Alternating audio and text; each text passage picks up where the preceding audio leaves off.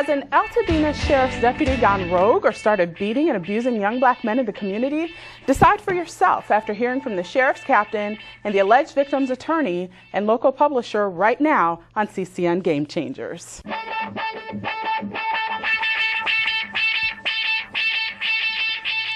And hello everyone, thank you for watching CCN Game Changers. I'm Tammy Devine. Altadena Sheriff Station Captain Steve McLean is a game changer. He came in this spring with a mission to shut down gang violence in Altadena, but has the department gone too far? The publisher of the Pasadena Journal says yes. He says one deputy is abusing young black men, burning one on a hot car, crushing the jaw of another. We'll hear more from him in a moment. First, Captain McLean says he wants to set the record straight right here on Game Changers. Thanks so much for being here, Captain. Thank you for inviting me. No problem. These are some tough allegations going on in the community and being levied here by Joe Hopkins with the Journal. You've been with the department for a few months. What's it like for you to have this kind of charge out there? Well, I'm not happy about it. I'm saddened. Especially in the context with what's been happening out there in terms of progress, our crime going down, community programs. Yeah, I definitely want to get into those. Right. Definitely. And so it hurts, you know, with what's going on because we've made a lot of progress and a lot of good news, and this is the kind of thing that I want to come out. Okay. Now, so when you came in, did you give like a certain mandate to the deputies, like we are going to get rid of this stuff, whatever it takes, or anything along those lines? I wouldn't use those words as mandate. When I first took over, first thing I did was I met with a lot of community leaders, find out what the issues were, and then I met with the community, and one thing that was loud and clear was they were sick and tired of getting burglarized. A lot of folks in Altadena may not know this, but we had the highest burglary rate in the county, and what we found out was the burglaries were being committed by gang members. And so what I did is I let everybody know that as far as gangbanging goes, it was zero tolerance and that we were going to go out and arrest these gang members. And as a result of our efforts, the burglaries have been going down significantly. Okay, and again, we'll definitely get into the burglaries and what you've done here in your time. Now, with this allegation against Detective Thames, and apparently some people in the community call him Tiger Woods because he kind of resembles the golfer. What do you think? I mean, it sounds like they're saying Deputy Thames has gone kind of rogue, you know, kind of hurting kids, abusing kids. Apparently there was an incident where he allegedly held a kid's shoulder up to the hot car and it burned off his skin, which sounds like a felony if that were true. How do you respond to that? Well, correct, and that's the reason I'm here, is that the article made some very serious allegations against Deputy Thames, and believe me, he feels very disturbed about what he read. Here's the problem, and let's deal with the facts. Deputy Thames wasn't even on duty that day. So, number one is they got the deputy wrong. Okay. And number two, the facts is that it was another deputy, a detective, who happened to be working that day along with another female deputy who was on a ride-along. They make a vehicle stop, and there's a gentleman in the car, and there's, at one point in time, the deputy's going to do a narcotics investigation, ask the suspect to get out of the car, and the suspect has an obligation to get out of the car when the deputy asks him to legally. He didn't want to get out of the car. He told the deputy, you better call your backup. And so the deputy... Okay, so let me make sure I understand that right. Apparently when the deputy asked the suspect to get out of the car, he said, call for backup. I'm not, like, as if he was not going to get out, call for backup? He made it very clear he wasn't going to get out.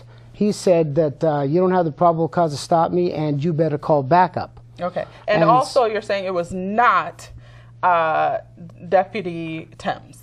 It wasn't Deputy Thames, and I can prove that. In front of you, you have an in-service of who was working that day, and you can clearly see the Deputy Thames is not on that roster.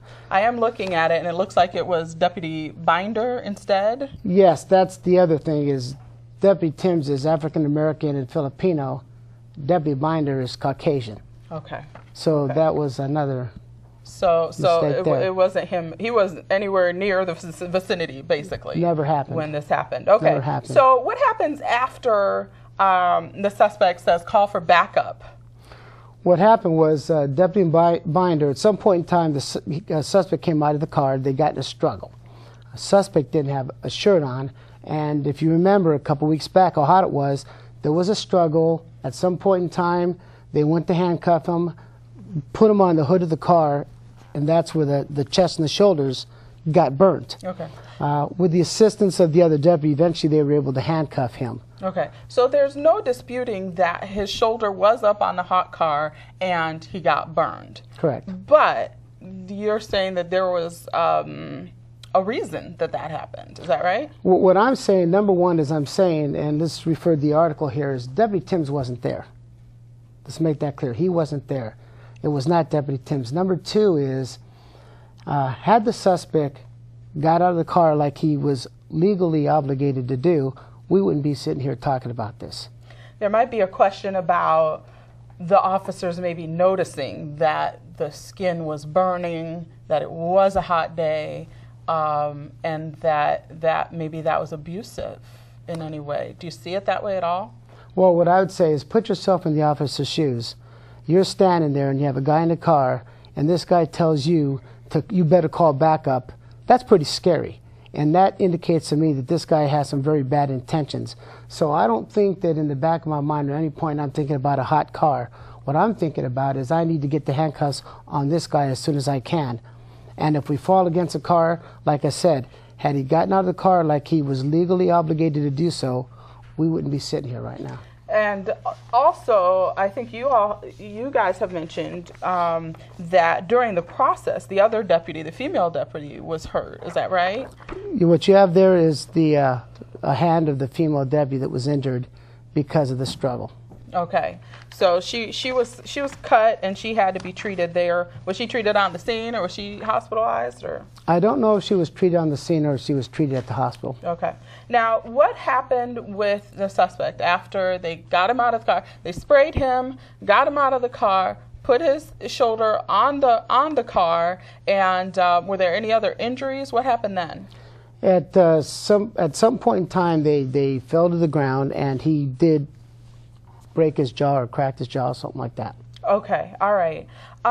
So is there any thought in your head at all that maybe what the deputies did was abusive at all? Or do you back up your deputies 100%? What they did, they had the exact right to do? What I think is, number one, is as I sit here today, I'm not going to second guess and judge a deputy. I wasn't there. In fact, the person that wrote this article, he wasn't there either. That's why there's going to be an investigation by the Sheriff's Department, and there will be an investigation by an outside entity, an independent entity that will do an investigation. The Office of Independent Review. Office of Independent Review, which will do an investigation. Okay. But like I said, I wasn't there and he wasn't there. But what I do think is that most people, if they're asked to get out of a car, that most reasonable people would do so. And I don't think that reasonable people would say, you better call backup. Mm-hmm. And like I said, if he had complied with what the deputy told him, we wouldn't be here right now. And so he was ultimately booked. He was hospitalized, right? He was ultimately hospitalized, booked, and then, of course, he's been charged. The district attorney charged him with narcotics. He was charged. The district attorney charged him one felony count of possession of narcotics.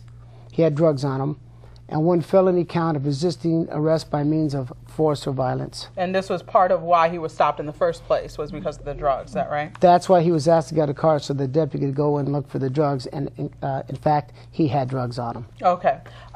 Let's talk about the gang violence in Altadena. Now, earlier we talked about, I'm running out of time, so I'm trying to figure out, what do we go to next? But there was allegedly another incident involving Detective Timms about a jaywalking young man who also was written about in the story. And in that story, they say his jaw was crushed. Again, I showed you a picture of the suspect, and you can clearly see that I don't You think I tell have me that if one. it looks like his jaw's crushed. That was the larger picture I showed you. Okay. But on that incident, it was just nothing more than a jaywalking ticket. He was going to give the young man a ticket, and he refused to sign the ticket. He told him, you know, you got to sign the ticket or I have to take you to jail. Told him a couple times, because a ticket is a promise to appear, and if you don't sign it, you get arrested. It was no big deal. It was just a ticket. He refused to sign the ticket, so Deputy Timms went to handcuff him, grabbed Deputy Timms. He drug him into the back of the radio car where they started to struggle, and also caused Deputy Timms to be separated from his female partner, who had to deal with some people who were coming out of a building. But he eventually was handcuffed. He complained of shoulder pain only, refused medical attention at the scene, but we decided, no, we're going to take you to have you checked out anyways, just in case. Took him to the hospital. He was okay to be booked. No visible injuries whatsoever. It was Deputy Timms who got taken to the hospital in the ambulance. Okay. And I do want to talk more about that. Apparently the question is whether Deputy Timms pretty much like pushed the injured guy out of the way and said, I'm the one that's hurt, jumped in the ambulance and went, instead of the hurt suspect. But you're saying that that's not the way it happened. I do want to move on to the gang problem in Altadena and what you have done, especially in the area of burglaries. I think you've connected some of the gang situations with the burglaries, and there's been quite a bit of improvement in that area. Is that right? Right. When I got here, Altadena had the biggest increase in burglaries in the entire county. We were #1. Something you don't want to be #1 in. Right. Go ahead. And there was a lot of fear in the community. Quite frankly, the good folks of Altadena, sick and tired of being burglarized, having these burglars come in their homes in the dark of night. And you can imagine how scary that must be. And I'll tell you, there's a fine line between someone coming into your home to burglarize your home, and if they would catch you and you happen to be home, now you're talking about someone who may be murdered. So it's a serious crime. So what we did find out, that the burglaries were being committed by gang members. And probably most likely the Denver Lanes, is that right? They were the Denver Lanes. So what we did is I told the troops it's zero tolerance when it comes to gang members. And you know what? If I lived in Altadena, I wouldn't want a gang member in my community. So we went after the Pasadena Denver Lanes, and in the last 6 months we've arrested 42 suspects. 29 of them suspects are either Pasadena Denver Lane or associates. As a result of that, we've recovered flat screens, laptops, iPhones, and our burglaries have gone from 12 a week to, I think this last week we had 5. Okay. So our burglaries are coming down significantly. Okay. Well, I have to wrap it up.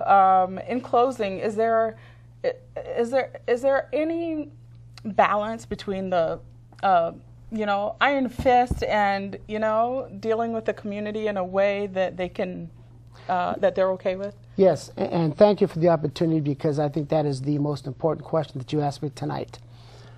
Taking criminals to jails is not a long-term strategy. It never has been. It's what I had to do to get these gangbangers off the street and to stop them from going into people's homes, and I don't apologize for that. A long-term strategy and a better strategy is prevention. Get the kids in the kindergarten, talk to them about the evils of gangs and drugs, and having that partnership and collaboration with those organizations will help those kids get in the right programs as they get into high schools. Number 2 is the intervention. I believe that a lot of kids out there didn't have the support at home, maybe don't have the structure, maybe they've made a couple of mistakes in their life. I was an at-risk kid, and I've made mistakes in my life, and I believe everybody falls down.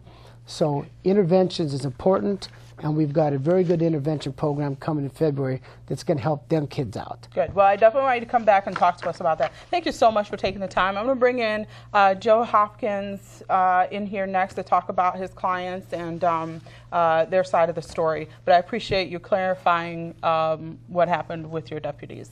Thank you for being here. Thank you, and thank you for the opportunity. All right. We're going to take a quick break, and we'll be right back.